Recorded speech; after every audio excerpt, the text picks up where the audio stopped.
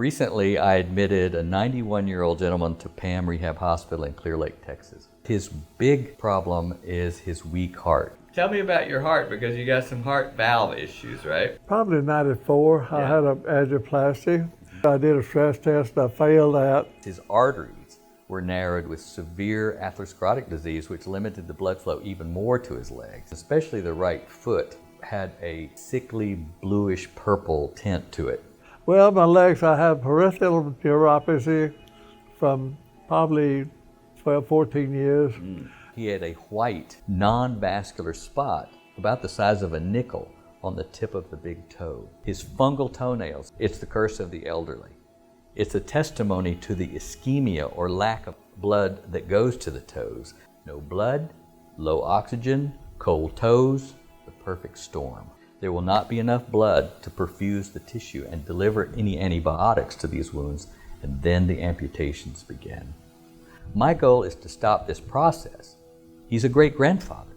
He still works in his wood shop making really intricate and even rideable toys. We're going to give you things that will make that valve work better. Even if I get 5% more, I win. So the little muscle that opens that valve up and down runs on something called CoQ10. That little valve uses more CoQ10 to make energy than any other muscle in your body. The other thing we're doing is we're giving you a hormone called progesterone. It opens up those pipes. I got open pipes. Okay. We're going to give you that drink mix that has arginine in it. Arginine dilates those vessels, those pipes. Okay. So the more I can open the flow, the more I can warm this foot. Yeah. And the more I can heal those wounds, and the more I can cure that toe fungus. Okay. And the more I can save this foot, because we're going the wrong direction. I got to reverse it. I got to go the other way. I also added L-carnitine. L-carnitine increases energy production in the mitochondria of every cell from fat, without oxygen. Perfect for ischemic tissues.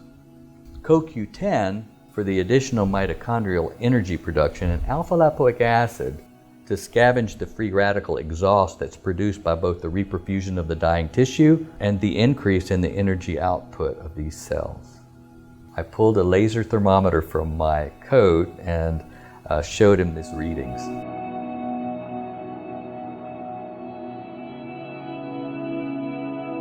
We definitely opened up the vessels down here. Okay, good deal. All right. This is the art of healing. Doctors have been through 4 years of college, 4 years of medical school, and at least 4 years of residency training. We have science drooling out of our ears, but most of us don't apply it.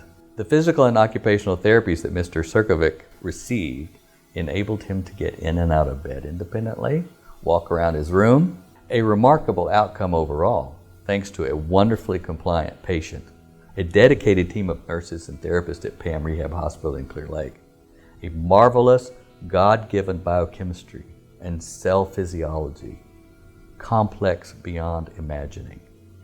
It's what we do.